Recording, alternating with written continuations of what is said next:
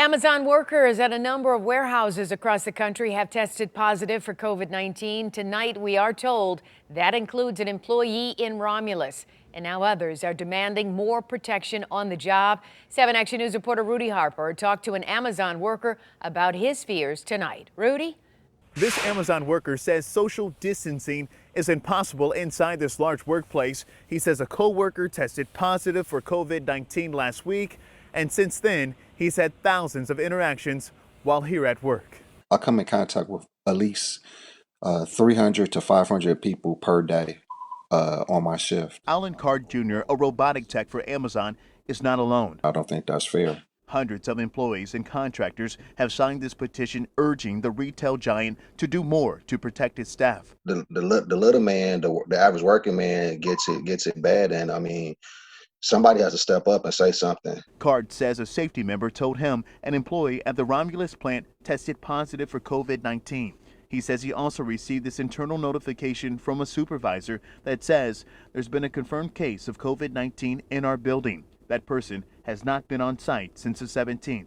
Card wants to know why they weren't warned sooner and if he's come into contact with this coworker. I know it is a HIPAA violation in regards to telling this person's name, but they could just give us a kind of an area to tell us what shift they were on and what area this person worked in the facility. As the company plans to hire 100,000 new workers to help cope with the floods of orders, at least 6 employees across the country have tested positive for the novel virus in New York, Kentucky, Florida, Texas, Brownstown, Michigan, and Oklahoma. Some locations were shut down for cleaning, and colleagues have been quarantined. Card fears he could bring home the virus.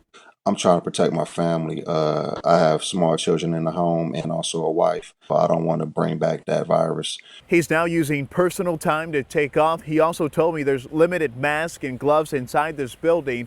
Another critical need right now, information and education. We reached out to Amazon and we're waiting to hear back.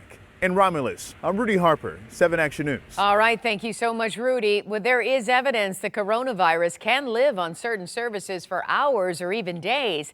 That does not mean you will get COVID-19 from a delivery, but you might want to take some precautions. Some experts suggest wiping down the box with a disinfectant wipe or leaving it in the garage for at least a few days. The CDC says it is not likely the virus can survive during a long transit.